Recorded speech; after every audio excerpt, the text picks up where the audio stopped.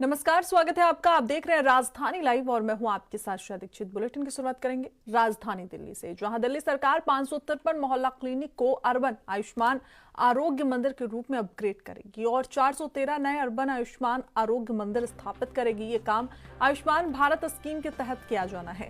ये जानकारी तब सामने आई जब आपने ये दावा किया था कि बीजेपी सत्ता में आने के बाद मोहल्ला क्लिनिक को बंद कर देगी। उधर अधिकारियों ने 30 दिन के भीतर पीएम जन आरोग्य योजना से 1 लाख लाभार्थियों को जोड़ने का लक्ष्य बनाया है। वहीं डिस्ट्रिक्ट मजिस्ट्रेट स्वास्थ्य योजना की मॉनिटरिंग भी करेंगे। इसमें 100 दिवसीय टीबी कैंपेन और एनसीडी स्क्रीनिंग ड्राइव शामिल होगी।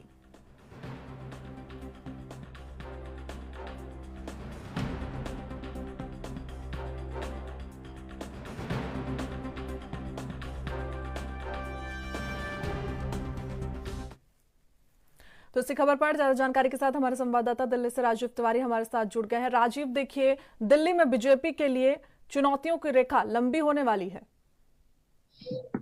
देखिए, यहाँ पर बात करें जहाँ पर लगातार दिल्ली सरकार की, तो दिल्ली सरकार जिस तरीके से अब कदम उठा रही है, कहीं ना कहीं उससे आम आदमी पार्टियों की मुश्किलें जो है वो भी बढ़ती रह जा रही है। मगर यहाँ पर बात करें, आम आदमी पार्टी के द्वारा जो बनाए गए मोहल्ला क्लिनिक थे उनको लेकर अब भाजपा की सरकार जो है वो अब नए कदम उठाती नजर आ रही है। यहाँ तक कि दिल्ली के अंदर जो मोहल्ला क्लिनिक बनाए गए हैं उनको अब जांच जो है वो की जाएगी। जांच के माध्यम से ही स्पष्ट हो पाएगा कि इतना बड़ा भ्रष्टाचार जो है वो मोहल्ला क्लिनिक के द्वारा किया गया था। मगर यहाँ पर बात करें, सभी मोहल्ला क्लिनिकों के अब नाम भी बदलने की बात कही जा रही है और यहाँ तक कि हर मोहल्ला क्लिनिक को अब डेवलप करने की कोशिश की जाएगी। तो तमाम कोशिशें जो है वो मोहल्ला क्लिनिक को लेकर अब की जा रही है। यहाँ तक कि जिस तरीके से जांच की भी बात की जा रही है, तो उसको लेकर अब आम आदमी पार्टी की वाकई में ही कहीं ना कहीं मुश्किलें जो है वो बनती हुई नजर आ सकती है। जी जी बिल्कुल राजीव, देखिए, जिस तरीके से आम आदमी पार्टी ने आरोप लगाया था कि बीजेपी की जैसे भी सरकार बनेगी तुरंत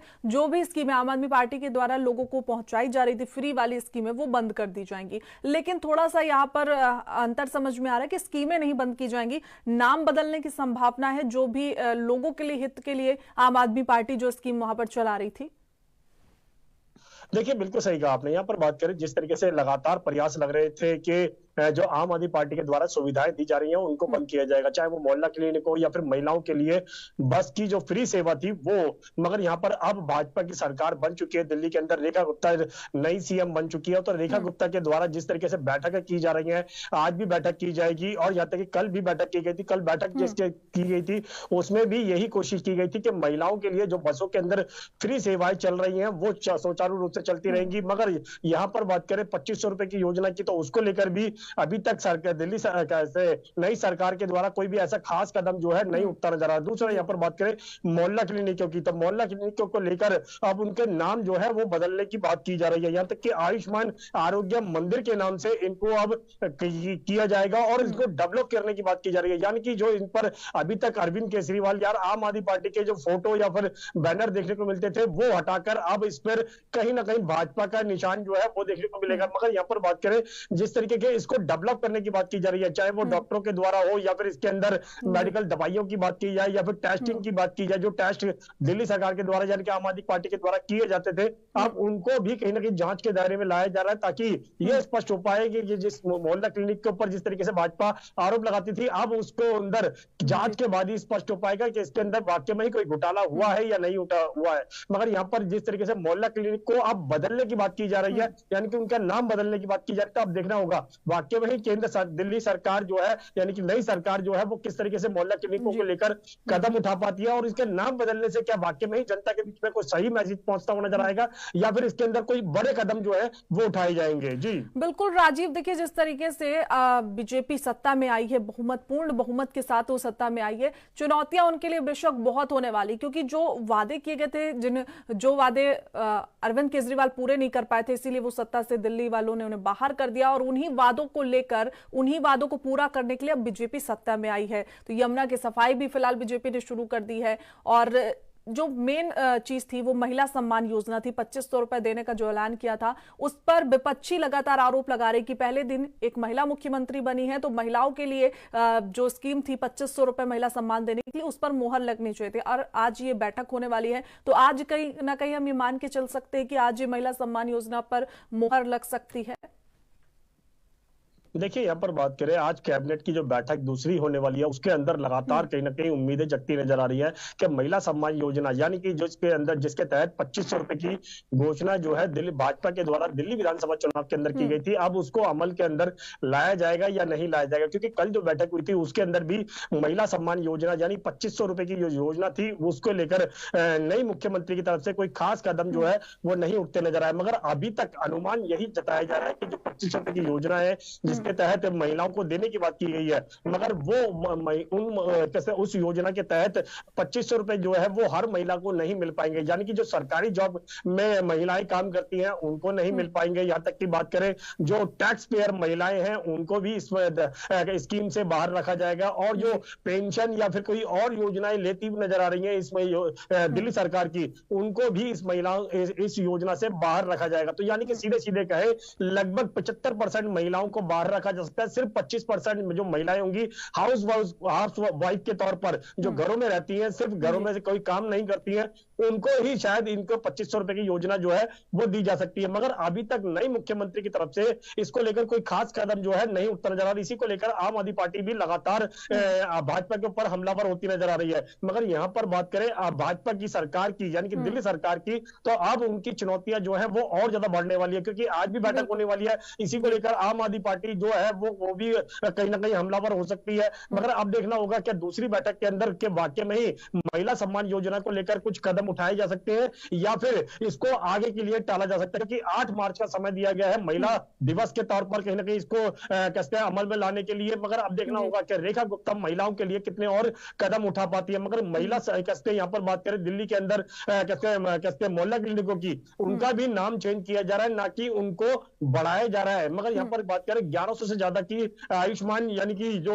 आयुष्मान आरोग्य मंदिर बनाने की बात की गई है, मगर अभी तक उनकी संख्या जो है वो ज्यादा नहीं है। जो दिल्ली सरकार यानी कि आम आदमी पार्टी के द्वारा 535 के करीब मोहल्ला क्लिनिक बनाई गई थी, अभी तक उन्हीं के हैं नाम जो है वो चेंज करने की बात की जा रही है। जी बिल्कुल राजीव, देखिए जिस तरीके से आपने बताया कि जो मोहल्ला क्लिनिक है उनका नाम बदलने की प्रक्रिया बीजेपी अब कर सकती है।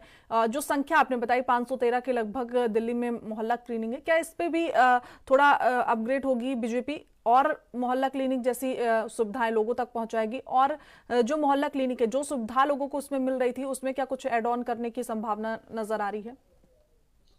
देखिए यहाँ पर बात करें 553 के करीब जो है दिल्ली के अंदर मोहल्ला क्लिनिक जो है वो आम आदमी पार्टी के द्वारा बनाई गई थी, मगर अब जिस तरीके से भाजपा की सरकार दिल्ली के अंदर आई है उनके द्वारा ही उसको डेवलप करने की जा रही है, यानी कि उनका नाम जो है वो आयुष्मान आरोग्य मंदिर के तौर पर रखा जाएगा, मोहल्ला क्लिनिक को नाम हटा दिया जाएगा। मगर यहाँ पर बात करें इनकी संख्या बढ़ाई जाएगी या नहीं बढ़ाई जाएगी ये अभी तक स्पष्ट नहीं है। मगर जब जैसे दिल्ली विधानसभा के चुनाव थे तब कहीं ना कहीं यह कहा गया था भाजपा के द्वारा कि 1100 से ज्यादा जो है मोहल्ला क्लिनिक जो आयुष्मान आरोग्य मंदिर जो है वो बनाए जाएंगे, यानी कि सीधे सीधे कहे तो कहीं ना कहीं 1000 से ज्यादा के जो कहते हैं आयुष्मान आरोग्य मंदिर के तौर पर जो क्लिनिक बनाई जाएंगी उनकी संख्या और ज्यादा बढ़ाई जा सकती है। मगर यहां पर बात करें अभी तक जितनी भी मोहल्ला क्लिनिक चल रही है उनको डेवलप करने की बात की जा रही है, उनको चेंज करने की बात की जा रही है। उनके अंदर डॉक्टर जो है वो अभी तक एक ही डॉक्टर बैठता था, एक कंपाउंडर होता था, एक जो पर्ची बनाने वाला होता था वो होते थे, यानी कि एक मोहल्ला क्लिनिक के अंदर लोग 3 ही लोग होते थे। मगर अब जब भाजपा की सरकार आ चुकी है तो भाजपा इस मोहल्ला क्लिनिक यानी कि आयुष्मान आरोग्य मंदिर के अंदर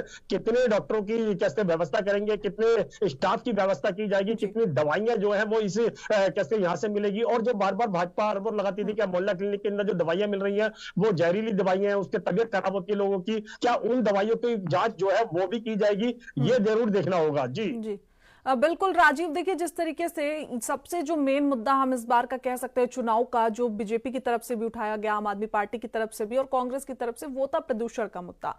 लेकिन जिस तरीके से अरविंद केजरीवाल यमुना साफ नहीं कर पाए, लगातार प्रदूषण की स्थिति दिल्ली में बनी रही, तो उनके पास एक आरोप था कि केंद्र में बैठी सरकार है वो कुछ नहीं कर रही, अलग जो राज्यों में सरकार है बीजेपी की सरकार है उनकी वजह से यमुना गंदी हो रही है। तो हम ये कह सकते हैं कि बीजेपी पर इस बार प्रेशर ज्यादा होगा यमुना साफ करने का, क्योंकि केंद्र में भी उनकी सरकार है, राज्य में भी उनकी सरकार है और दिल्ली के आसपास के जो पड़ोसी राज्य है उनमें भी उनकी सरकार है।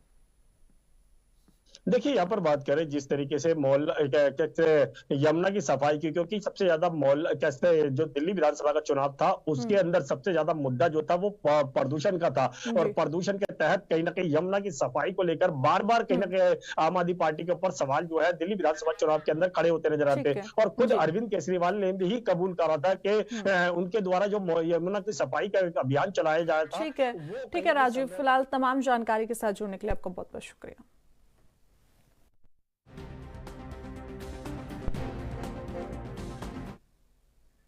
फौरन लौटेंगे वक्त एक छोटे से ब्रेक का।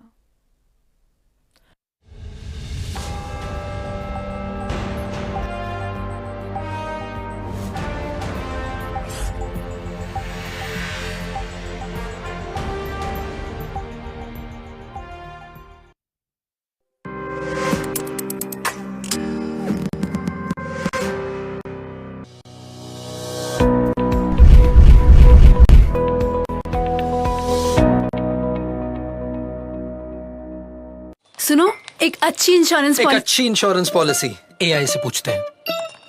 एक ऐसी पॉलिसी जिसमें प्रीमियम पेमेंट हो लिमिटेड पर इनकम आती रहे लाइफ टाइम। LIC का जीवन उत्सव। एक ऐसी पॉलिसी जो दे होल लाइफ इंश्योरेंस कवर भी। LIC का जीवन उत्सव। वाओ, चलो तो LIC की जीवन उत्सव पॉलिसी ही लेते हैं। मैं भी तुमसे यही कह रही थी, LIC का जीवन उत्सव। लाइफ टाइम सेलिब्रेशन मनाइए LIC के जीवन उत्सव के साथ, फ्यूचर सेट है।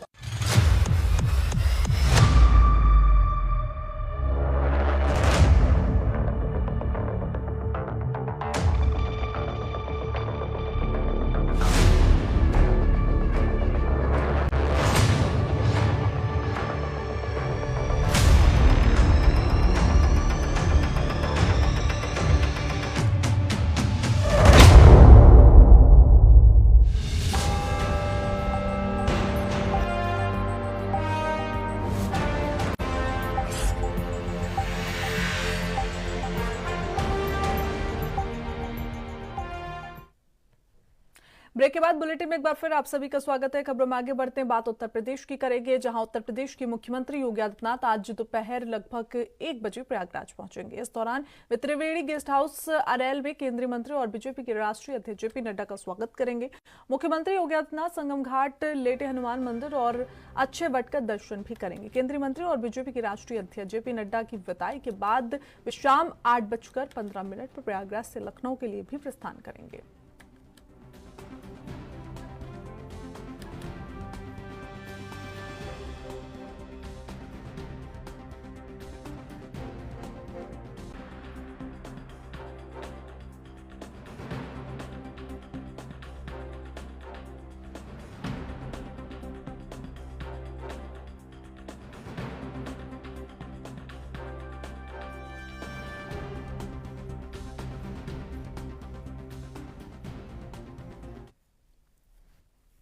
इसी खबर पर ज्यादा जानकारी के साथ हमारे संवाददाता प्रयागराज से अखिलेश सिंह हमारे साथ जुड़ गए। अखिलेश, देखिए अंतिम दिन महाकुंभ का बचा हुआ है, 26 तारीख को आखिरी दिन होने वाला है महाकुंभ का, लेकिन लगातार जिस दिन से महाकुंभ शुरू हुआ है तब से कई वीवीआईपी वहां पर पहुंच चुके हैं और आज बारी जेपी नड्डा की है। क्या कुछ जानकारी है इस पर? बिल्कुल, जिस तरह से जो है आज 41वां दिन है आज महाकुंभ का, और अब सिर्फ और सिर्फ 4 दिन और बचे हैं और 26 तारीख को महाशिवरात्रि का स्नान है। और इसी क्रम में जो है जो महाकुंभ का जो अंतराल ये दौर चलता रहा है, महाकुंभ में जो है लगभग जो 60 करोड़ के आसपास जो आज आंकड़ा है आज ये पूरा हो जाएगा। और आज उसी क्रम में जो केंद्रीय मंत्री जेपी नड्डा और भाजपा के राष्ट्रीय अध्यक्ष जेपी आज यहाँ पर जो है प्रयागराज आ रहे हैं दोपहर 1 बजे। उनके साथ मुख्यमंत्री योगी आदित्यनाथ और प्रदेश के भाजपा अध्यक्ष वो भी मौजूद रहेंगे यहाँ पर। और कहा जाता है कि 1 बजे के आसपास लगभग जो है सभी नेता यहाँ पर मौजूद हो जाएंगे। और यहाँ से फिर त्रिवेणी संकुल, जो कि सर्किट हाउस बताया जा रहा है त्रिवेणी यहाँ पर नैनी अरैल में स्थित है, वहां से जो है मुख्यमंत्री योगी आदित्यनाथ उनको लेकर के संगम स्नान कराएंगे। फिर उसके बाद फिर अक्षय वट के दर्शन करेंगे, फिर लेटे हुए हनुमान जी के दर्शन करेंगे।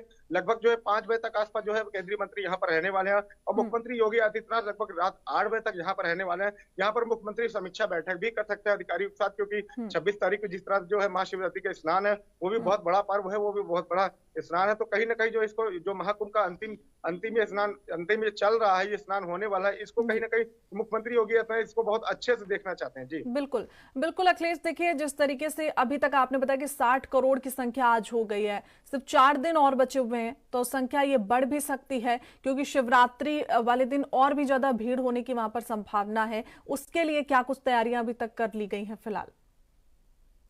बिल्कुल, जिस तरह से जो है आज शनिवार है, कल रविवार है और 26 तारीख को जो है महाशिवरात्रि का स्नान है, तो इसमें जो श्रद्धालु वो लगातार अभी भी चले आ रहे हैं और श्रद्धालु जो है देश के कोने कोने से चले आ रहे हैं और अब लोकल श्रद्धालु भी जो आसपास के जिलों में, आसपास के राज्यों से, वो भी अब महाकुंभ क्षेत्र में आ रहे हैं क्योंकि जिस तरह से अंतिम दौर चल रहा है महाकुंभ का, 4 दिन और बचे हैं, तो लोग कोई भी महाकुंभ को छोड़ना नहीं चाहता क्योंकि 144 वर्ष का जो योग है, लोग यही चाहते हैं कि यहाँ पर ज्यादा से ज्यादा आकर यहाँ पे स्नान कर ले। अगर बात किया तैयारियों की, तो फिर से तैयारियों को जो है चाक चौबंद कर लिया गया है, सुरक्षा व्यवस्था को जो है फिर से जो है एक बार मुस्तैद कर दिया गया।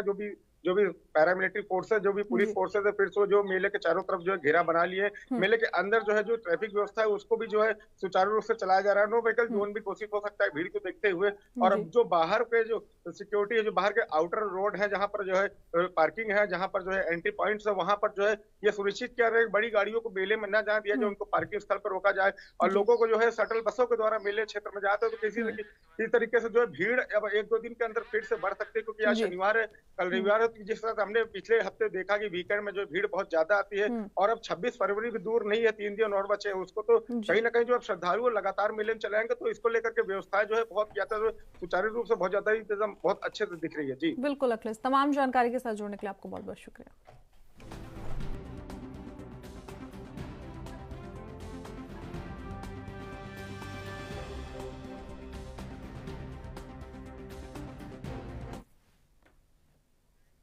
फौरन लौटेंगे, वक्त एक छोटे से ब्रेक का।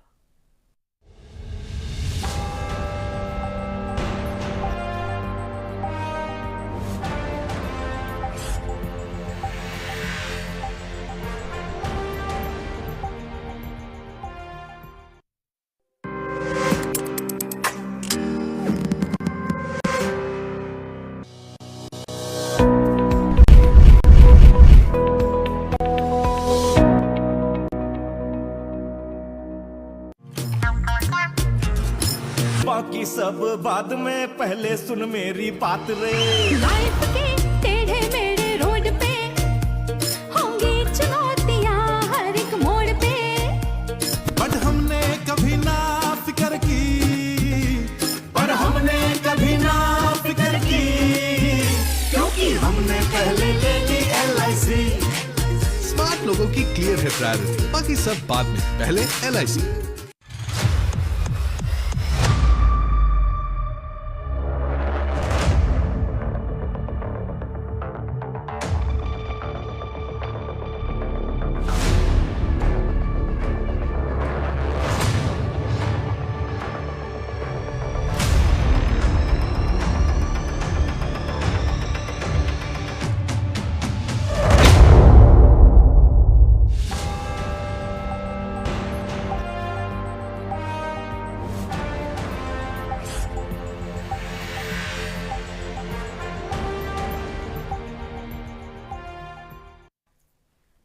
ब्रेक के बाद बुलेटिन में एक बार फिर आप सभी का स्वागत है। खबरों में आगे बढ़ते हैं, बात हिमाचल प्रदेश की करेंगे, जहां हिमाचल प्रदेश के कम छात्र संख्या वाले सरकारी स्कूलों को डिनोटिफाई करने की प्रक्रिया शुरू हो गई है।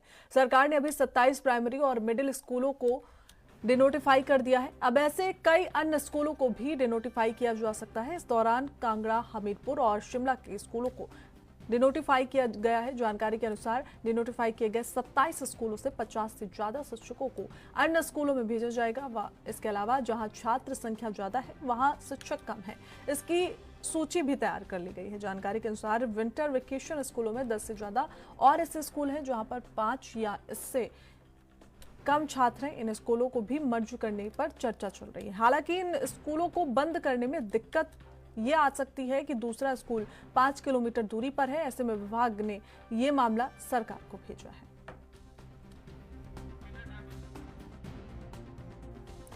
इसी खबर पर ज्यादा जानकारी के साथ हमारे ब्यूरो चीफ टीना ठाकुर हमारे साथ जुड़ चुकी हैं। टीना जी, देखिए जिस तरीके से हिमाचल सरकार ने स्कूलों को डिनोटिफिकेशन करने के लिए कहा है, इसकी प्रक्रिया शुरू कर दी है, क्या लगता है कि ये कितने हद तक लोगों के लिए सही होगा? देखिए, जिस तरह से सरकार कह रही थी कि वित्तीय स्थितियों का भी अभाव है। और ऐसे में जो स्कूल्स है वहाँ पे सरकार देख रही है कि जहाँ पे कम संख्या वाली छात्र हैं और जिनकी दूरियां मतलब स्कूल्स के दरमियान दूरियां कम हैं, ऐसे स्कूल्स को बंद किया जा रहा है। और वहाँ पे जो है जो अन्य स्कूल है उनको भी जो है डीनोटिफाई किया जा रहा है। अभी तक फिलहाल जो है 27 प्राइमरी और मिडिल स्कूलों को डीनोटिफाई कर दिया गया है सरकार की तरफ से, और आगे भी ये प्रक्रिया चलती रहेगी। क्योंकि सरकार कह रही है कि बिना बात के जो इंफ्रास्ट्रक्चर है वो तो खराब हो ही रहा है, साथ ही जो टीचर्स हैं वो उनकी पहले ही जो है संख्या कम है, और ऐसे में जो अगर ऐसे स्कूल्स में टीचर्स की ड्यूटी लगती है तो वो जो है जो चीजें हैं वो और खराब होती हैं। तो ऐसे में जो यहाँ के स्कूल्स के जो इन स्कूल्स में टीचर्स हैं उनको भी जो है अलग अलग स्कूल्स में भेजा जाएगा जहाँ पे छात्र जहाँ पे टीचर्स की संख्या कम है, वहाँ पे ऐसे जो स्कूलों में पढ़ा रहे जो टीचर्स हैं उनको भेजा जाएगा। और अभी जो है 27 स्कूलों से 50 से ज्यादा शिक्षकों को अन्य स्कूलों में भेजा जाएगा जहाँ छात्र संख्या ज्यादा है और शिक्षक कम है।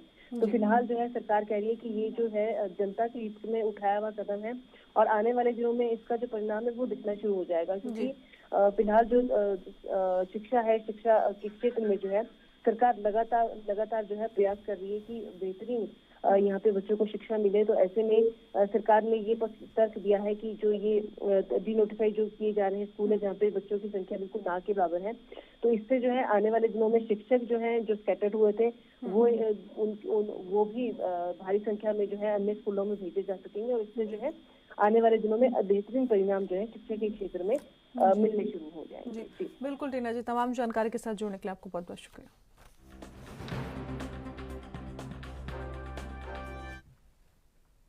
फौरन लौटेंगे वक्त एक छोटे से ब्रेक का।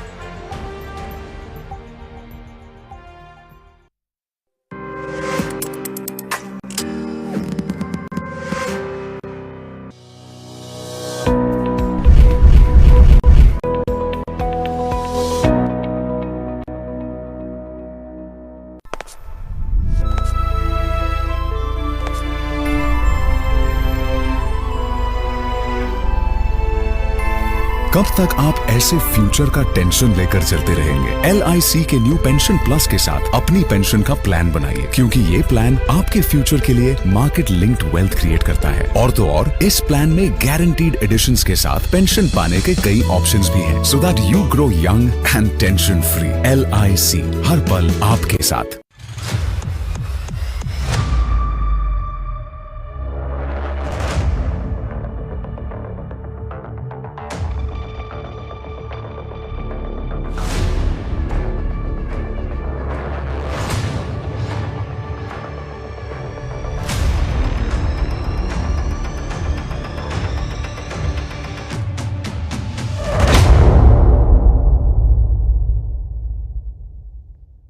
उत्तर प्रदेश की राजधानी लखनऊ से मैं जितेंद्र सिंह। हिमाचल की राजधानी शिमला से ANB न्यूज के लिए मैं टीना ठाकुर। छत्तीसगढ़ की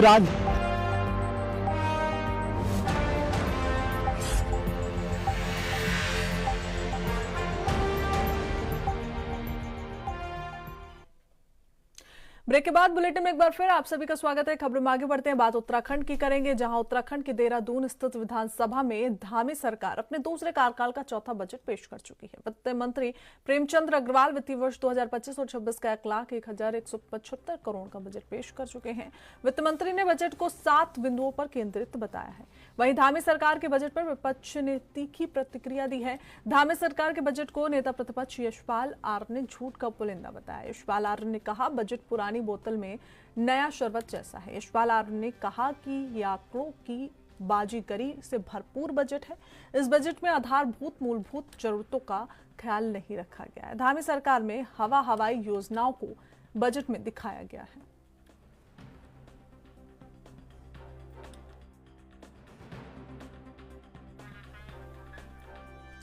इसी खबर पर ज्यादा जानकारी के साथ हमारे संवाददाता अभिनव नायक हमारे साथ जुड़ गए हैं। अभिनव, देखिए जिस तरीके से ये बजट धामी सरकार ने पेश किया है, धामी सरकार तो ये बता रही है कि बजट में कई जो आम लोग हैं उनके सुझाव के तहत ये बजट पेश किया गया है, बजट बनाया गया है और कई सारी उपलब्धियां भी धामी सरकार ने गिनाई है। लेकिन विपक्षी इसे सही बजट नहीं मान रहे, वो बोल रहे हैं कि भ्रम करने वाला बजट है।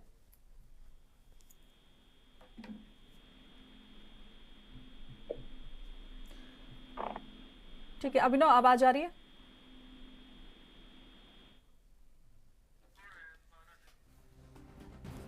तो आपको बता दें कि उत्तराखंड देहरादून स्थित विधानसभा में धामी सरकार अपने दूसरे कार्यकाल का चौथा बजट पेश कर चुकी है और वहीं वित्त मंत्री प्रेमचंद अग्रवाल ने वित्तीय वर्ष 2025 और 26 का ये बजट पेश किया। आपको बताते चले कि 1,01,175 करोड़ का ये बजट पेश किया गया है। वहीं वित्त मंत्री ने बजट को 7 बिंदुओं पर केंद्रित बताया है। तो ज्यादा जानकारी के साथ फिर से एक बार हमारे संवाददाता अभिनव नायक हमारे साथ जुड़ गए। अभिनव, देखिए जिस तरीके से बीजेपी इसे उपलब्धि बता रही है, पिछली बार के बजट से 24 गुना ज्यादा बजट, बड़ा बजट लेकर इस बार धामी सरकार लोगों के बीच में आई है, लेकिन विपक्षी इसे बोल रहे हैं कि ये लोगों को भ्रमित करने वाला बजट है। बिल्कुल श्रेया, अगर बात करें उत्तराखंड की विधानसभा में जो है हाल ही में बजट पेश किया गया है और लगभग 1 लाख करोड़ से ज्यादा का यह बजट है। जिस तरह से मुख्यमंत्री पुष्कर सिंह धामी कह रहे हैं कि इसमें सभी वर्गों को रखा गया है, चाहे किसान है, महिला है, गरीब है, बच्चे हैं, शिक्षा है, स्वास्थ्य है, उन सभी को जो है इस वर्ग में सम्मिलित किया गया है और उसके लिए खास प्रावधान भी इस बजट में किए गए हैं। लेकिन विपक्ष की तरफ से इसमें कहीं ना कहीं नाखुशी नजर आ रही है। वो कह रहे हैं कि इस बजट में जो है सभी वर्गों की अनदेखी की गई है। लेकिन कहीं ना कहीं मान के चल सकते हैं कि मुख्यमंत्री पुष्कर सिंह धामी ने जो है पहले से ही ऐलान कर दिया था कि इस बार जो है पिछले वर्ष से ज्यादा बजट होगा और लगभग 1 लाख करोड़ से ज्यादा का बजट है भी। और कई ऐसी परियोजनाएं हैं, चाहे वो महिलाओं के हित में हो या फिर शिक्षा के हित में हो, जिसको सरकार ने बखूबी उसको प्रावधान उसके लिए किए हैं। और साथ ही साथ हम बता दें कि कल जो है भू कानून भी सदन में पास किया गया है। उसके लिए अगर हम बात करें तो पिछले काफी लंबे समय से जो है प्रक्रिया चल रही थी और इस भू कानून को भी जो है सदन में पास कर दिया गया है। जी श्रेया। बिल्कुल अभिनव, तमाम जानकारी के साथ जुड़ने के लिए आपको बहुत बहुत शुक्रिया।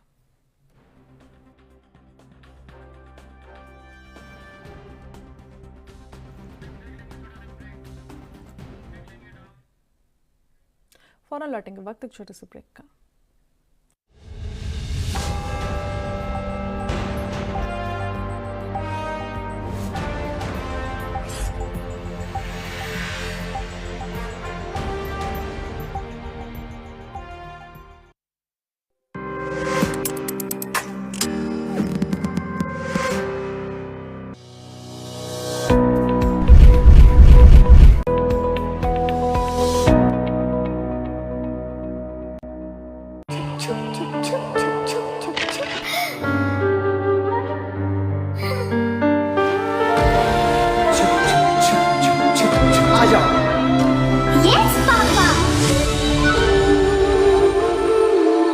जिंदगी किसी के लिए नहीं रुकती, हम भी आपको कहां रुकने देंगे। जिंदगी के हर मोड़ पर LIC है तो इंश्योर्ड है। LIC हर पल आपके साथ।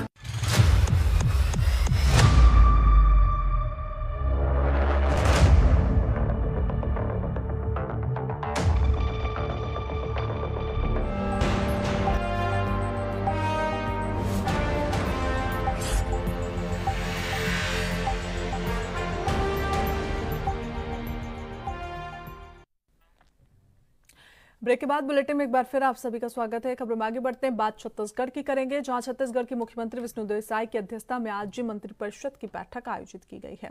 मंत्रालय महानदी भवन स्थित मंत्रिपरिषद कक्ष में ये बैठक सुबह 11:30 बजे से होगी। नगरीय निकाय चुनाव के बाद ये बैठक आयोजित की जा रही है। वहीं मंत्रिपरिषद की बैठक के 2 दिन बाद यानी कि 24 फरवरी से विधानसभा का बजट सत्र भी शुरू हो रहा है। ऐसे में कैबिनेट मीटिंग में कई मुद्दों पर चर्चा हो सकती है।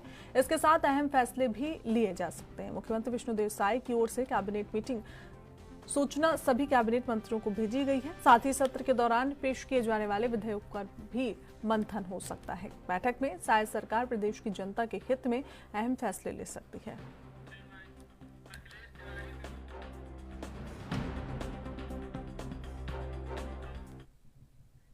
तो इसी खबर पर ज्यादा जानकारी के साथ हमारे ब्यूरो चीफ अखिलेश तिवारी हमारे साथ जुड़ गए हैं। अखिलेश, देखिए, ये जो मीटिंग होती है बजट सत्र से पहले, ये सरकार के लिए तो कई मायनों में अहम मानी जाती है, लेकिन लोगों के लिए, लोगों की नजर भी इस मीटिंग में टिकी होती है, क्योंकि कई फैसले इस मीटिंग में हो सकते हैं। तो बैठक होने वाली है, किन मुद्दों पर चर्चा हो सकती है? देखिए, आज कैबिनेट की बैठक है और बैठक में कई ऐसे जो मुद्दे हैं जो शामिल होने वाले हैं। खास तौर से 24 तारीख से जो चलने वाले बजट सत्र, विधानसभा सत्र हैं, वो प्रारंभ होने वाले हैं। उस विषय को लेकर के गंभीर चर्चा की जानी है। इसके अलावा जो कर्मचारी संगठन है वो बहुत आस लगा करके बैठे हैं, उनके बारे में भी फैसला लिया जा सकता है। कई ऐसे मुद्दे हैं, खास तौर से किसानों को लेकर के ऐसे मुद्दे हैं जिनको लेकर के चर्चा की जानी है। और जो बकाया जो राशि है, क्योंकि 3100 रुपए प्रति कुंटल के हिसाब से धान की खरीदी की जानी है और 21 कुंटल प्रति एकड़ के हिसाब से जो खरीदी की जानी है, उस विषय पे निश्चित तौर पे चर्चा की जानी है। उसमें अमल लाते हुए जो किसानों को धान का जो प्रति मूल्य नहीं मिल पाया है वो देने की तैयारी है, वो दिखाई पड़ रही है। इसके साथ साथ जो महिला महतारी वंदन योजना है, क्योंकि महिलाओं को सशक्त और विकास की ओर ले जाने के लिए महत्वपूर्ण योजना है, उस विषय को लेकर के भी चर्चा की जानी है। और महिलाओं को समृद्ध किस तरीके से बनाया जा सकता है, उस विषय में भी चर्चा की जानी है। तमाम तरह के जो विषय हैं वो आज चर्चा की जानी है। इसको लेकर के विष्णु देसाई आज लगभग 12 से 2 बजे के बीच में ये कैबिनेट की बैठक की जानी है और निश्चित तौर पे बड़े से बड़े फैसले जो इस कैबिनेट में बैठक में फैसले होने वाला है। बिल्कुल अखिलेश, देखिए, जो मुख्यमंत्री साई की एक पहल रहती, वो हमेशा कृषि के लिए कुछ करने की और आदिवासियों को खासकर रोजगार देने के लिए और महिलाओं के सम्मान की बात वो करते। तो इस बार के बजट में महिलाओं और कृषि के लिए और साथ ही आदिवासियों के लिए हम कुछ अलग देख सकते हैं?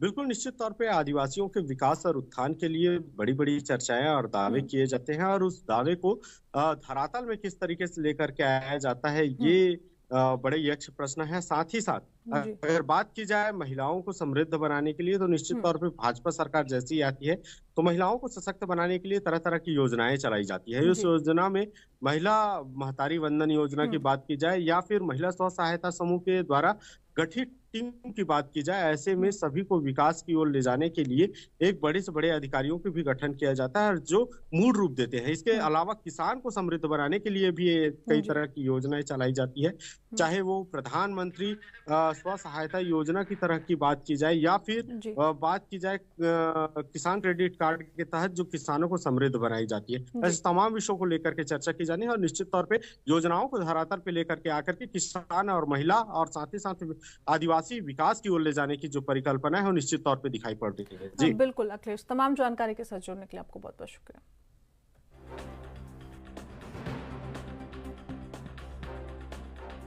मुख्यमंत्री विष्णु साय की अध्यक्षता में आज मंत्रिपरिषद की बैठक आयोजित होने वाली है। आपको बता दें कि मंत्रालय महानदी भवन स्थित मंत्रिपरिषद कक्ष में ये बैठक सुबह लगभग 11 बजे होगी। नगरीय निकाय चुनाव के बाद ये बैठक आयोजित होने वाली है। वहीं मंत्रिपरिषद की बैठक को 2 दिन बाद यानी कि 24 फरवरी से विधानसभा का बजट सत्र भी शुरू होगा और ये बजट सत्र से पहले की कैबिनेट बैठक होगी। ऐसे में कैबिनेट मीटिंग में कई अहम मुद्दों पर चर्चा भी आज हो सकती है।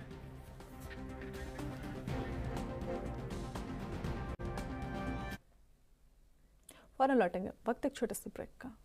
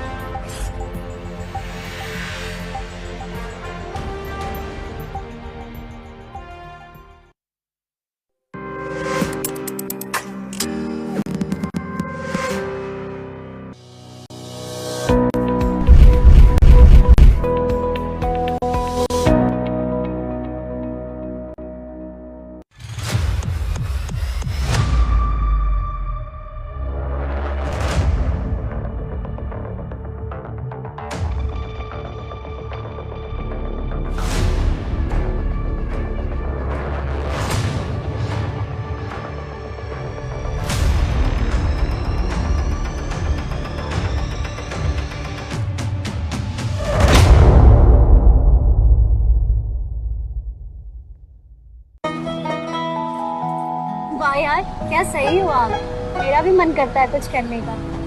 मन करता है तो करो, घर की चीजों से टाइम ही नहीं मिलता और हूँ सिर्फ 10वीं पास। आप LIC की बीमा सखी योजना के साथ जुड़ सकती हो।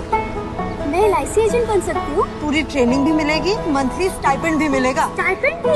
ऊपर से कमीशन अलग। LIC बीमा सखी योजना से जुड़ने के लिए अपनी नजदीकी LIC शाखा से संपर्क करें। LIC बीमा सखी योजना, अपनी शुरुआत अपने हिसाब से। उत्तर प्रदेश की राजधानी लखनऊ से मैं जितेंद्र सिंह। हिमाचल की राजधानी शिमला से ANB न्यूज के लिए मैं टीना ठाकुर। छत्तीसगढ़ की राजधानी रायपुर से मैं अखिलेश तिवारी राजपुर। देवभूमि उत्तराखंड से मैं अमित चौधरी। राजनांदगांव, वाराणसी, चंबा, भूतपुर, गुरुग्राम, खरौना, फरीदाबाद, लुधियाना, हरिद्वार, रुड़की, सीतापुर, गौतम बुद्ध नगर, अमेठी, फिरोजाबाद, चित्रकूट, हमीरपुर, कानपुर नगर से ANB न्यूज के लिए मैं सत्यम गोस्वामी। सबसे बड़ा नेटवर्क ANB न्यूज।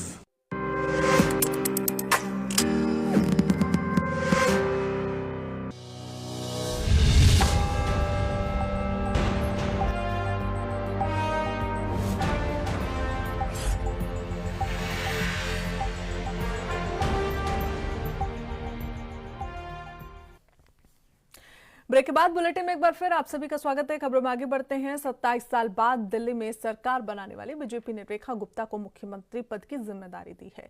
रेखा पहले ही दिन से एक्शन मोड पर नजर आ रही हैं और उन्होंने लगातार अफसरों के साथ बैठकें भी शुरू कर दी हैं। मुख्यमंत्री रेखा और तमाम मंत्री अपने अपने विभागों के अफसरों के साथ बैठक कर जरूरी जानकारी ले रहे हैं।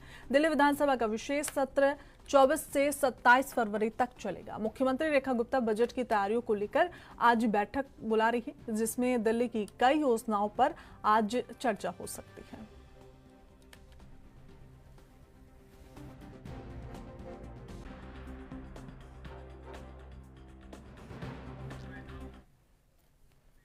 तो इसी खबर पर ज्यादा जानकारी के साथ हमारे संवाददाता अंबुज उपाध्याय हमारे साथ दिल्ली से जुड़ गए हैं। अंबुज, देखिए, जिस दिन से मुख्यमंत्री रेखा गुप्ता बनी उस दिन से उन्होंने जिम्मेदारी उठा ली और अब धीरे धीरे ये नजर में आ रहा है कि वो एक्शन मोड पर हैं। जो जो वादे उन्होंने किए थे उन्हें वो धरातल पर भी लाने के लिए पूरी तरीके से कोशिशें कर रही हैं।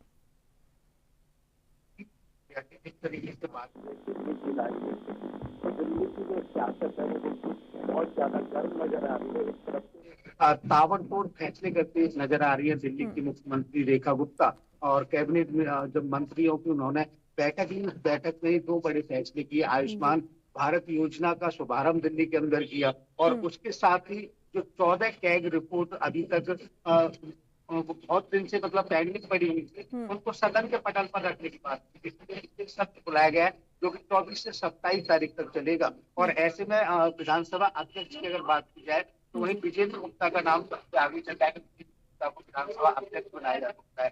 तो ऐसे में जो दिल्ली के मुख्यमंत्री है वो ताबड़तोड़ फैसले करते चली जा रही है, चाहे वो यमुना की सफाई की बात रही हो, यमुना पर भी उन्होंने सफाई किया। वहीं विपक्ष की बात की जाए तो विपक्ष में दिल्ली की पूर्व मुख्यमंत्री आज की विपक्ष की भूमिका भी ठीक से निभा रही है। उन्होंने दिल्ली की जब पहली कैबिनेट मिनिस्टर हुई तो उन्होंने एक प्रेस वार्ता करके ये याद दिलाया कि आपके प्रधानमंत्री ने ये गारंटी दी थी कि दिल्ली में सरकार बनते ही पहले ही कैबिनेट मिनिस्टर में महिलाओं के अकाउंट में 2500 रुपए आ जाएंगे। वो कहाँ आए? तो कहीं ना कहीं भारतीय जनता पार्टी अपने वादों से मुकरती जा रही है। उस पर तुरंत ही पलटवार रेखा गुप्ता की तरफ से आता है कि आपने अपना देख लिया है, हमें हमारा काम करने दीजिए। तो ऐसे में जो दिल्ली की जो सियासत है वो बहुत तेज चल रही है और आरोप और प्रत्यारोप का दौर भी शुरू है। वही रेखा गुप्ता अपने काम करती हुई नजर आ रही है और विपक्ष उन पर सवाल भी उठाता नजर आ रहा है। बिल्कुल अंबुज, देखिए, बहुत सारे वादे इस बार किए गए थे बीजेपी सरकार की तरफ से। उनमें जो सबसे ज्यादा सुर्खियों में था यमुना की सफाई और महिला सम्मान योजना के तहत यमुना की सफाई का तो शुभारंभ फिलहाल बीजेपी ने दिल्ली में कर दिया है। अब बारी महिला सम्मान की है, तो आज कैबिनेट में जो बैठक होने वाली, कैबिनेट की जो आज बैठक होगी उसमें हम ये मान के चल सकते हैं कि कहीं ना कहीं आज जो 2500 रुपए देने की बात बीजेपी की तरफ से महिलाओं को की गई थी, तो उस पर कहीं ना कहीं आज मुहर लग सकती है। हाँ बिल्कुल, जिस तरीके से भारतीय जनता पार्टी की आज जो बैठक होनी है और प्रधानमंत्री मोदी की तरफ से एक बड़ी जो ऐलान थे उसमें ऐसे थी कि महिला सम्मान राशि के रूप में हम 2500 रुपए प्रत्येक महिला को देंगे। तो ऐसे में ये कयास लगाए जा रहे हैं कि ये जो बैठक रहेगी इसमें इस महिला सम्मान योजना जो राशि है इस पर जरूर डिस्कशन होगा। और इसके साथ ही अगर बात की जाए दिल्ली के अन्य कामों को लेकर के तो जितने भी, चाहे वो प्रवेश वर्मा है, मंजिंदर सिंह सिरसा है और जो भी मंत्री हैं, अपने अपने कामों को लेकर के अपने अधिकारियों के साथ बैठक कर रहे हैं कि कैसे कैसे दिल्ली के अंदर जो काम पेंडिंग चल रहे हैं उनको कैसे भी जल्दी से पूरा कराएंगे। बिल्कुल अंबुज, देखिए जिस तरीके से यमुना की सफाई एक बड़ा मुद्दा बना हुआ है और शुरुआत भी फिलहाल बीजेपी ने वहां पर कर दी है, यमुना की सफाई शुरू हो गई है, लेकिन क्या हम ये कह सकते हैं कि इतना आसान नहीं होगा यमुना को साफ करना, क्योंकि जो स्थिति यमुना की बनी हुई है, जितना वहां पर गंदगी आ रही है, बहुत सारे राज्यों से जो पानी वहां पर छोड़ा जा रहा है उन सब पर रोक लगानी होगी। क्या जितना आसान नजर आ रहा है यमुना की सफाई करना, उतना आसान बीजेपी के लिए होने वाला है? बिल्कुल श्रेयस, जो पानी का जो काम है उसमें थोड़ा सा मैंने कुछ काम किया है, उससे थोड़ी सी जानकारी ये है कि सिंगापुर एक कंट्री है, सिंगापुर में पानी के लिए कोई भी नदी नहीं है, वहां पर नदियों को बनाया गया है। तो यमुना की सफाई, इससे पहले भी राहुल गांधी का एक वीडियो आया था, तो वहां पर जल के जो विशेषज्ञ है उन्होंने भी कहा था कि यमुना को गंदा होने में 50 साल लगे हैं, लेकिन ठीक होने में भी इसको समय लगेगा। लेकिन इस सब के पीछे कहीं ना कहीं कारण है कि यमुना जी के अंदर जो पानी है, जो जल आ रहा है, उस जल का फ्लो बहुत कम है। उस जल के फ्लो को देखने के लिए, बढ़ाने के लिए जो काम करना होगा वो काम करना पड़ेगा, और इच्छा शक्ति इसके लिए बहुत ज्यादा जरूरी है। आप देख सकते हैं अभी इस समय महाकुंभ चल रहा है, महाकुंभ में लगभग 56 करोड़ लोगों ने वहां जाकर के स्नान किया है। यमुना जी का पानी वहां भी जा रहा है, लेकिन उसको साफ किया गया, उसको वहां पर इस तरीके की व्यवस्थाएं की गई। नहीं, हमको संगम का पानी भी बहुत ज्यादा गंदा है। जो एक्सपर्ट्स हैं वो कह रहे हैं कि अगर आप संगम में डुबकी लगा रहे हैं तो आपको स्किन प्रॉब्लम हो सकती है, फीवर आ रहा है, और बहुत सारे ऐसे लोग हैं जो संगम में डुबकी लगा के आए हैं, उनको फीवर भी आ रहा है और वो बीमार भी हो रहे हैं। पानी वहां का भी सही नहीं है। हाँ, रिपोर्ट आई है इस तरीके की, लेकिन जिस तरीके की यमुना के दिल्ली के अंदर की बात हो रही है, उस हिसाब से वहां पर इच्छा शक्ति से सरकार ने काम किया, तो जल को वहां पर साफ किया है। और 60 करोड़ लोग अगर कहीं पर जा रहे हैं तो वहाँ की व्यवस्थाएं किस तरीके से, वैसे ही कुछ दिल्ली मॉडल पर काम करना पड़ेगा भारतीय जनता पार्टी को। यमुना की सफाई हो सकती है, उसके लिए इच्छा शक्ति की जरूरत है, और साथ ही जो योजनाएं हैं उन योजनाओं पर काम करना पड़ेगा कि पानी का जो अंदर नाले गिर रहे हैं उन नाले के लिए एक अलग से व्यवस्था बनाई जाए। तो समय लगेगा, लेकिन यमुना जी की सफाई अगर भारतीय जनता पार्टी चाहती है तो हो सकती है। बिल्कुल अंबुज, तमाम जानकारी के साथ जुड़ने के लिए आपका बहुत बहुत शुक्रिया।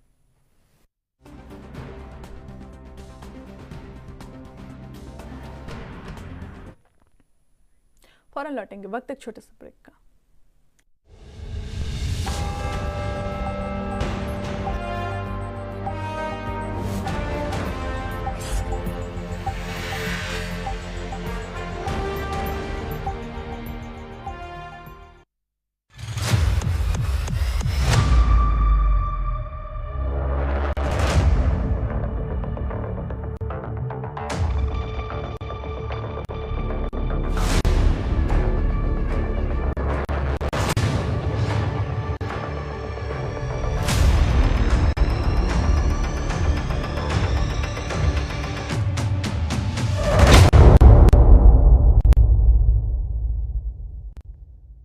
विकास पुरुष प्रधानमंत्री नरेंद्र मोदी जी के मार्गदर्शन एवं माननीय मुख्यमंत्री योगी आदित्यनाथ जी के नेतृत्व में महाकुंभ 2025 प्रयागराज बन चुका है आस्था एवं आधुनिकता का अद्भुत संगम। डिजिटल पथ से जुड़कर देश दुनिया का हर हिस्सा श्रद्धालुओं एवं पर्यटकों की यात्रा को सरल, सुगम और सुरक्षित बना रहा है। AI पर आधारित कुंभ सहायक चैटबॉट 11 भाषाओं में पर्सनल गाइड बन रहा है। आवश्यक सेवाओं के लिए QR कोड स्कैनिंग सुविधा है। अस्थायी शहर महाकुंभ नगर के हर लोकेशन और कार्यक्रमों के लिए गूगल नेविगेशन उपलब्ध है। साफ सफाई, खाने पीने, रहने एवं किसी भी तरह की सहायता के लिए महाकुंभ में डिजिटल प्लेटफॉर्म उपलब्ध है। इनमें Mahakumbh app, website, QR code, scanning से लेकर चैटबॉट तक की सुविधाएं हैं। पहली बार महाकुंभ में डिजिटल महाकुंभ अनुभूति केंद्र बनाया गया है। इसमें महाकुंभ के ऐतिहासिक महत्व को डिजिटल रूप में समझा जा सकता है। 45 दिनों का महापर्व नया इतिहास रचने की ओर है अग्रसर, क्योंकि ये है दिव्य भव्य डिजिटल एकता का महाकुंभ।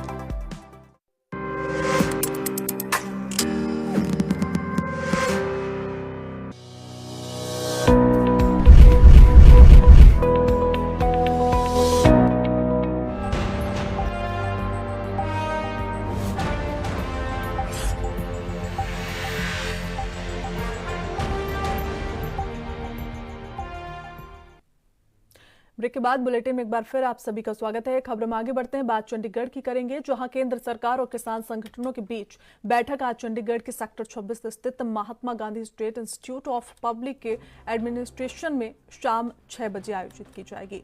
इस बैठक में केंद्रीय कृषि मंत्री शिवराज सिंह चौहान भी शामिल होंगे। इसमें पहले 14 फरवरी 2025 को चंडीगढ़ में केंद्रीय मंत्री प्रहलाद जोशी और किसान नेताओं के बीच बैठक हुई थी, जो बेनतीजा रही। किसान संगठन न्यूनतम समर्थन मूल्य की कानूनी गारंटी सहित अन्य मांगों को लेकर आंदोलनरत है। किसान पिछले वर्ष 13 फरवरी से शंभू और खनौरी सीमाओं पर धरना दे रहे हैं, क्योंकि उन्हें दिल्ली तक मार्च करने की अनुमति नहीं मिली थी। उनकी प्रमुख मांगों में फसलों के लिए एमएसपी की कानूनी गारंटी शामिल है। आगामी बैठक में केंद्र सरकार और किसान संगठनों के बीच इस मुद्दों पर विस्तृत चर्चा होने की उम्मीद भी है।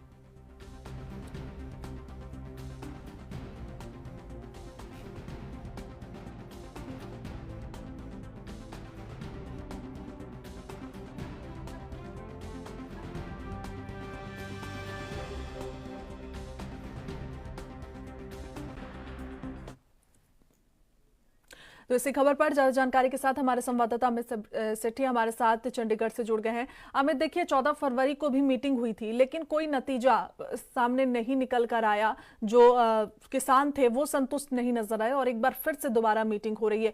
क्या लगता है कि इस बार सरकार और किसानों के बीच में कोई बातचीत बनती हुई नजर आ सकती है?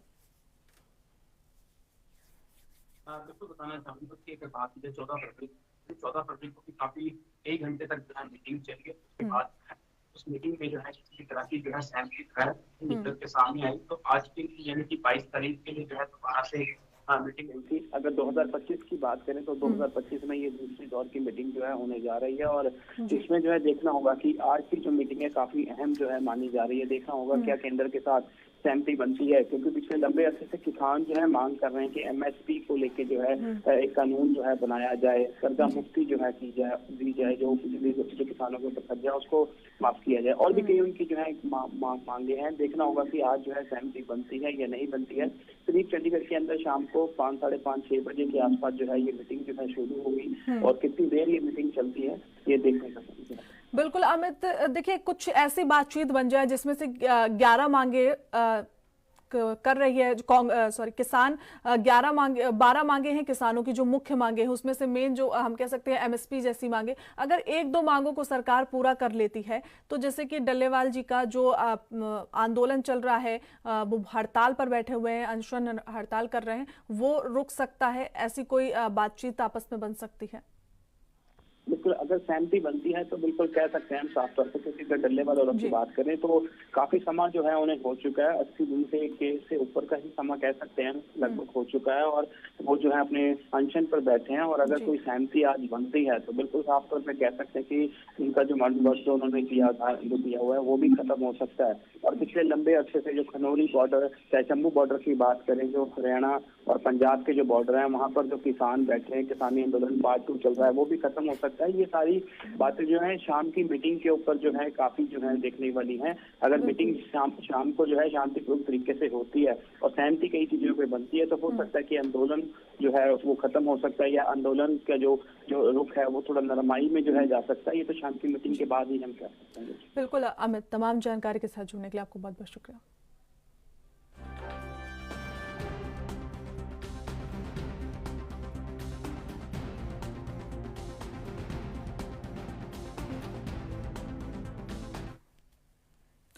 आगे बढ़ते हैं, बात बिहार की करेंगे, जहां दिल्ली में नई सरकार गठन होने के बाद अब तमाम राजनीतिक पार्टियों की नजर बिहार में होने वाले विधानसभा चुनाव पर केंद्रित हो चुकी है।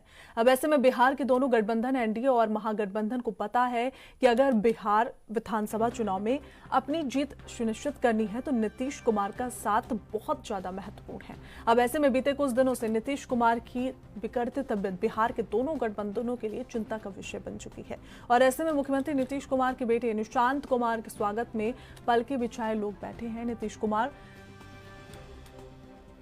जिस तरीके से परिवारवाद पर लागू परिवार और गांधी परिवार पर निशाना साधते आए हैं, उसको देखकर यह अंदाजा लगाया जा रहा था कि विपक्षी निशांत की राजनीतिक एंट्री का विरोध करेंगे, लेकिन मजबूरियों के कारण विपक्षी भी निशांत का स्वागत करते दिख रहे हैं।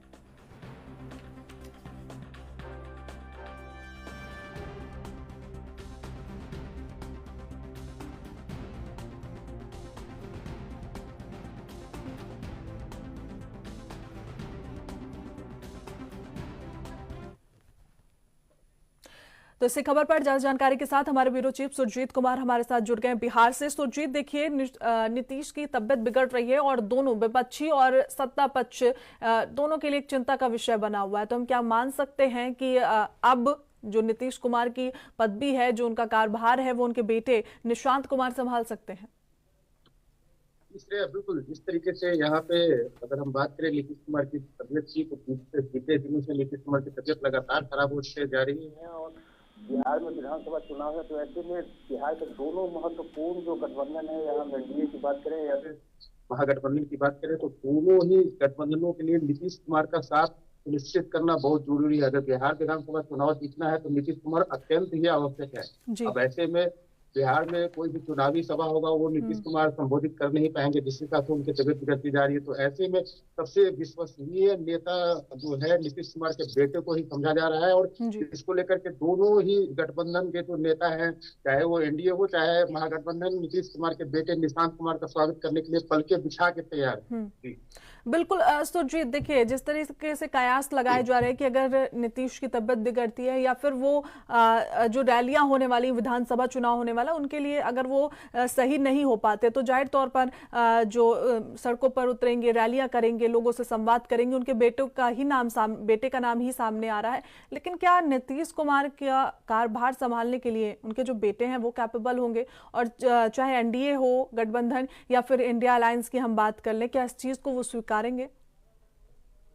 जी श्रेया, बिल्कुल जिस तरीके से नीतीश कुमार के बेटे में जो खास करके बदलाव देखने को मिला, पहले नीतीश कुमार के जो बेटे हैं निशांत कुमार, वो राजनीतिक मुद्दे पर सवाल पूछने पे किसी प्रकार का कोई जवाब नहीं देते, लेकिन कल अगर उनसे पूछा गया कि आप राजनीतिक में एंट्री करेंगे, इस पे वो कुछ नहीं बोले, चुप्पी साध के चले गए। तो निश्चित तौर पे उनकी जो चुप्पी थी बहुत कुछ कह रही थी, वो जो है उसको मूक सहमति माना जा सकता है। तो ऐसे में बिल्कुल निशांत की जो तैयारियां है वो राजनीति में आने की वो चल ही रही है। दूसरी तरफ से अगर हम बात करें स्वीकारता की, तो बीजेपी के भी नेता को नीतीश कुमार के बेटे निशांत कुमार स्वीकार है। और अगर हम बात करें उसके एनडीए के घूर विरोधी महागठबंधन की, तो उसमें लालू प्रसाद और राहुल गांधी के ऊपर नीतीश कुमार जिस तरीके से परिवारवाद को लेकर निशाना साधते आ रहे हैं, उसके बावजूद भी यहाँ पे मजबूरियां कहें या फिर चुनाव जीतने की जल्दी कहे, नीतीश कुमार के बेटे को स्वागत करने के लिए लालू प्रसाद भी तैयार है और उनके बेटे तेजस्वी भी तैयार है। जी बिल्कुल सुरजीत, मजबूरी ही कह सकते हैं, क्योंकि कभी ये कहा जाता है कि नीतीश कुमार जिस भी पार्टी में जाते हैं सरकार उनकी बननी ही तय है। तो हम ये कह सकते हैं कि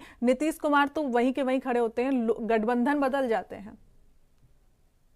जी श्रेया, बिल्कुल जिस तरीके से हम अगर पिछले 20 सालों से की राजनीति की, बिहार की राजनीति की बात करें, तो बिहार की राजनीति में नीतीश कुमार सत्ता का केंद्र है और जिस गठबंधन की तरफ रहे वहां पे सरकारें बदल जाती है। वैसा कई बार देखने को मिला कि नीतीश कुमार तो रहे ही, यहाँ पे अगर इस्तीफा देते हैं नीतीश कुमार तो यहाँ पे उप मुख्यमंत्री बदलते हैं और मुख्यमंत्री नीतीश कुमार ही रह जाते हैं। तो ऐसी स्थिति में बिहार विधानसभा 2025 का जो जीतने के लिए दोनों ही गठबंधनों के लिए नीतीश कुमार जरूरी है। और ऐसे में नीतीश कुमार यहाँ पे है नहीं, तो उनके बेटे को भी रखना उनकी मजबूरी है। और तमाम तरह के जो आरोप नीतीश कुमार लगाते आ रहे हैं, लालू परिवार और गांधी परिवार, तो उसके बावजूद भी नीतीश कुमार के बेटे का स्वागत करने के लिए दोनों ही दल तैयार हैं। और परिवारवाद का कोई भी आरोप नीतीश कुमार पे कोई लोग नहीं लगा रहे हैं। बिल्कुल सुरजीत, देखिए इस बीच एक बात समझने वाली है कि नीतीश कुमार मुख्यमंत्री बने हुए हैं, लोगों को उनको लोगों का प्यार मिल रहा है, तो लोग उन पर भरोसा करते हैं और लोगों से वो एक अलग जुड़ाव भी रखते हैं, जमीनी तौर पर सबसे वो जुड़े हुए हैं। तो जिस तरीके से आपने बताया कि इंडिया अलायंस की बात कर लें या फिर एनडीए अलायंस की, उनके बेटे को स्वीकार कर लेंगे, लेकिन क्या लोग उसी पैटर्न पे आकर उनको स्वीकार करेंगे? उतना भरोसा जितना नीतीश कुमार पर लोग जताते हैं उतना उनके बेटे पर जता पाएंगे? और क्या आसान होगा, क्योंकि पिता की बहुत अच्छी एक वैल्यू है लोगों के बीच में, उतना आसान निशांत के लिए होने वाला है क्या राजनीति सफर? जिस तरीके से बिहार के लोग में या खास करके हम बात करें अगर लोकप्रिय मुख्यमंत्रियों में, तो नीतीश कुमार की छवि एक बहुत ही अच्छे नेता के रूप में है और बिहार के लोग उनको बहुत मानते भी हैं। तो ऐसी स्थिति में एक बार तो उनके बेटे को यहाँ पे लोग देखना चाहेंगे ही, क्योंकि नीतीश कुमार अब इस स्थिति में नहीं है कि बिहार की सत्ता संभाल सके, तो ऐसी स्थिति में उनके बेटे को एक मौका तो मिलेगा। लेकिन यहाँ पे अगर हम बात करें निशांत की चुनौतियों को, तो निशांत के पास भी कई ऐसी चुनौतियां हैं जिसमें हम कह सकते हैं कि जिस तरीके से उनके पिता लोकप्रिय हैं, उनके पिता की लोकप्रियता को कायम रखने के लिए निशांत को बहुत सारे मेहनत करने पड़ेंगे, और कई ऐसे काम है जो जनता के बीच में जाकर उनको करना पड़ेगा, और जो उनके पिता की छवि है उस छवि को बरकरार रखने के लिए निशांत को बहुत सारा काम यहाँ पे करना पड़ सकता है। जी बिल्कुल सुरजीत, देखिए अगर हम भारत की बात कर लेते हैं तो हमारे यहाँ जो राजनीति है ना उसे इमोशंस के साथ जोड़ा जाता है। लोग जिनके साथ इमोशनली कनेक्ट होते हैं उनको वोट देते हैं। तो जिस तरीके से अगर जो बिहार की जनता है वो नीतीश कुमार के साथ जुड़ी हुई है और उस आधार पे अगर उनके बेटे सत्ता में उतरते हैं, अगर उनकी जगह उनके बेटे का नाम सामने आता है, तो जाहिर तौर पर एक बार होता है कि जनता उनको वोट दे देगी। लेकिन उस चीज को संभाल पाना, पूरे 5 साल एकजुटता के साथ एक पार्टी के साथ गठबंधन करके एक सरकार चला पाना, ये निशांत कुमार के लिए, क्योंकि उनको अभी तक फिलहाल राजनीतिक का इतना एक्सपीरियंस भी नहीं है, ये आसान होगा कि ये बेहद चुनौतीपूर्ण होने वाला है उनके लिए। जी बिल्कुल श्रेया, जिस तरीके से आपने बताया कि भारत में कहीं पे भी लोगों का सेंटिमेंट होता है और खास करके बिहार में ये सेंटिमेंट ज्यादा देखने को मिलता है। जिस तरीके से लालू प्रसाद को लोग प्यार करते थे और उनके दोनों बेटे या उनके परिवार के जो भी लोग राजनीति में, सबको जनता का पूरा सहयोग मिला। उसी प्रकार नीतीश कुमार के बेटे निशांत कुमार राजनीति में आ रहे हैं और उनको जो है बिहार की जनता का सहयोग भी मिलेगा। लेकिन मैंने पहले भी बताया कि नीतीश कुमार के बेटे के लिए ये कुर्सी जो है बिल्कुल चुनौतियों भरी रहेगी, क्योंकि उनके पिता की जो छवि है उस छवि को बरकरार रखना उनके लिए बहुत बड़ी चुनौती होगी। और यहाँ पे जब अगर वो एनडीए गठबंधन में रहेंगे तो उनके साथ जो है महागठबंधन के लोग खींचातानी करेंगे, और अगर वो महागठबंधन की तरफ रहेंगे तो एनडीए के लोग खींचातानी करेंगे। तो ऐसे में उनकी जो कुर्सी है काफी चुनौतियों भरी रहेगी, और उसके साथ साथ उनके पिता की जो छवि है उसको बरकरार रखने के लिए भी उनके लिए बहुत बड़ी चुनौती है। तो ऐसे में अब देखना होगा कि इन चुनौतियों का निशांत किस तरीके से सामना करते हैं और अपने पिता की छवि बरकरार रखने में कितना कामयाब होते हैं। जी बिल्कुल सुरजीत, तमाम जानकारी के साथ जुड़ने के लिए आपको बहुत शुक्रिया।